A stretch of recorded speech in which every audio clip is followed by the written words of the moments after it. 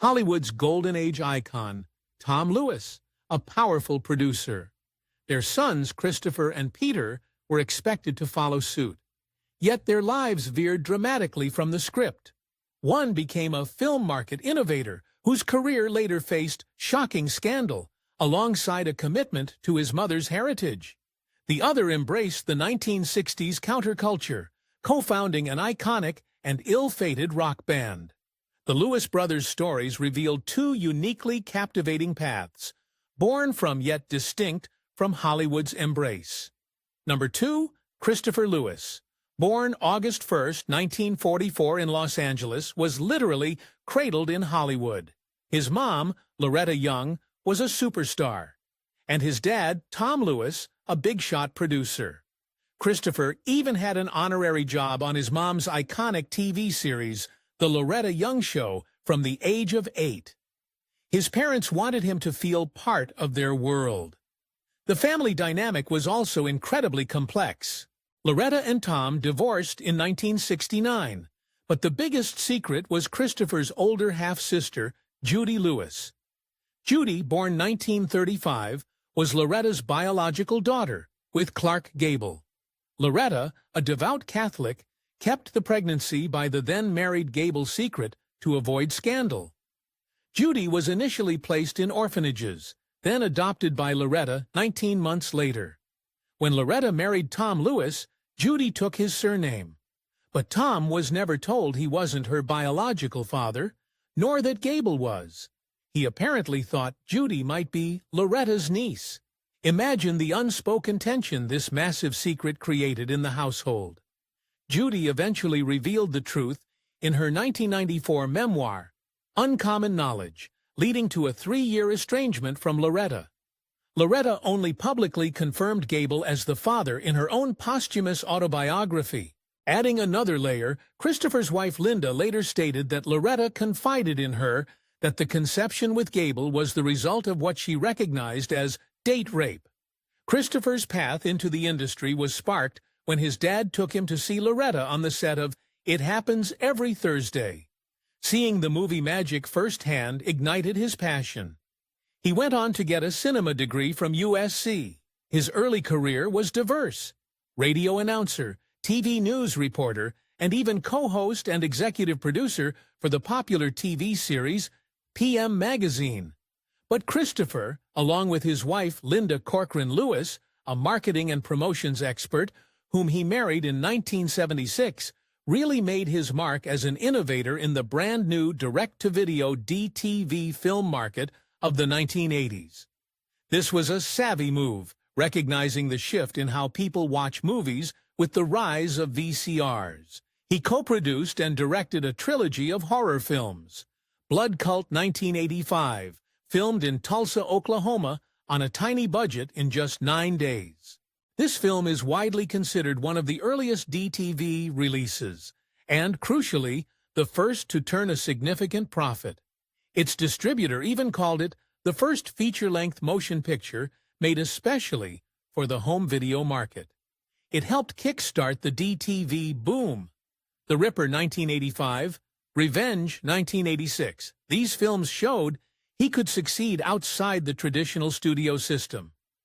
Christopher and Linda formed the entertainment group TAG AG, producing projects like the TV movie Dan Turner, Hollywood Detective 1990, and numerous documentaries on American culture, history, and even paranormal topics, often with writers John Woolley and Michael Wallace.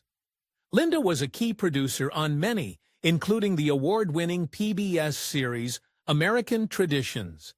They even co-hosted a TV travel series, Side by Side. Now, we have to address a very serious and dark chapter.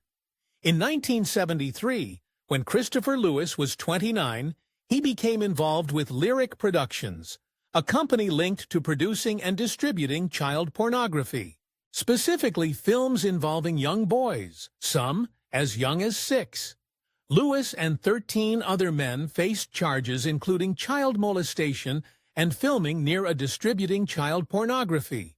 In April 1973, Christopher Lewis pleaded no contest to child molestation charges. This plea, while not an admission of guilt, is treated as such for sentencing.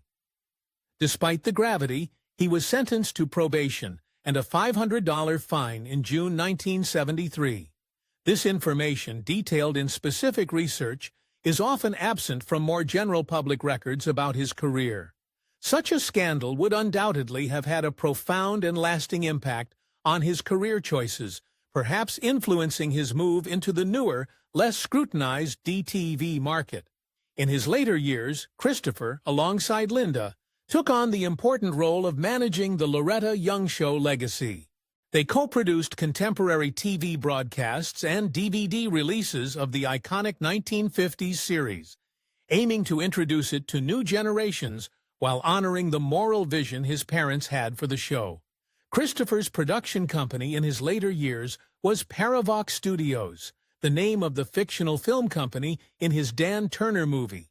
He was even developing a new Dan Turner series proposal just months before he passed away. Christopher Paul Lewis died on January 28, 2021, at age 76 from heart issues in Jensen Beach, Florida, with Linda by his side. His life was a complex mix of Hollywood privilege, entrepreneurial spirit, a deeply troubling legal scandal, and a final dedication to his family's cinematic heritage. Number 1. Peter Lewis, born June 15, 1945, also grew up in the heart of Hollywood. He was Loretta Young and Tom Lewis's younger son, brother to Christopher, and half-brother to Judy. His cousin was the well-known musician David Lindley. Despite this creative environment, Peter's initial path wasn't music. He attended military school, did a brief stint in the Air Force, and even worked as a commercial pilot for Shell Oil. He played some guitar in high school bands, but music wasn't his main focus. That all changed after he saw an early performance by the Byrds opening for the Rolling Stones. He was completely blown away, especially by Roger McGuinn's 12-string Rickenbacker. That was it. He started developing his own finger-picking guitar style and formed a band called Peter and the Wolves. Then, around 1966, through connections, he met bassist Bob Mosley. This led to the formation of one of the most legendary and ultimately tragic bands of the San Francisco psychedelic scene, Moby Grape. Co-founded with Skip Spence and Matthew Katz, Moby Grape was unique. All 5 members, Lewis, rhythm guitar, vocals, Jerry Miller, lead guitar, vocals, Bob Mosley, bass, vocals, Alexander Skip, Spence, rhythm guitar, vocals, and Don Stevenson, drums, vocals, were songwriters and lead vocalists. Their sound was an incredible blend of folk rock, psychedelic, pop, blues, and country. Peter Lewis was a crucial part of Moby Grape. His distinctive finger-picking on electric guitar, his warm baritone voice, and his introspective songwriting were key. He penned some of their most memorable tracks, from their classic 1967 debut album, Moby Grape, Fall on You, a great rocker, and the beautiful ballad, Sitting by the Window. Other notable songs include He from Wow, If You Can't Learn from My Mistakes, from Moby Grape 69, and Horse Out in the Rain, from 20 Granite Creek. Moby Grape's debut album is considered a masterpiece, but their career was almost immediately sabotaged by their manager, Matthew Katz. Katz insisted on owning the band's name and publishing rights. At the 1967 Monterey Pop Festival, a huge opportunity, Katz reportedly demanded $1 million for the rights to film Moby Grape. As a result, they were barely featured in the iconic documentary, missing out on massive exposure. Peter Lewis said Katz coerced the band into signing away their name by threatening the housing of 2 financially struggling members. For decades, Moby Grape fought legal battles with Katz, often forced to perform under different names. They only won back the rights to use Moby Grape in 2006.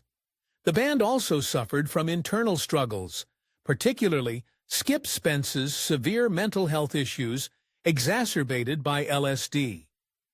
After Moby Grape's initial run, Peter Lewis eventually embarked on a solo career. His 1995 self-titled debut album, produced by John McPhee of the Doobie Brothers, was highly praised. He continued to release music, including live albums with David West, and more recent studio albums like Just Like Jack 2017, The Road to Zion 2019, and Imagination 2023, often collaborating with Grammy winner John DeNicola. His solo work is deeply personal, often reflecting on life, loss, and spirituality, showcasing his signature finger-picking and heartfelt lyrics. The Loretta Young connection was always there.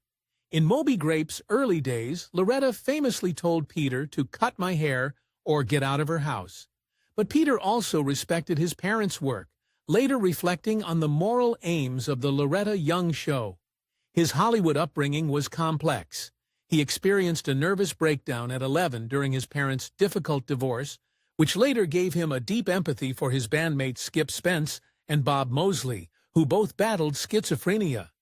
Peter actively tried to help them, even taking Spence for an exorcism at one point. Peter Lewis's story is one of incredible musical talent and innovation, overshadowed by industry exploitation and personal challenges. Yet he has endured, continuing to create authentic and moving music. Both men navigated the immense shadow of their heritage, forging identities in vastly different arenas. Their lives show that even for the children of Hollywood royalty, the script is never fully written. It's full of unexpected twists, profound challenges, and the enduring search for one's own voice.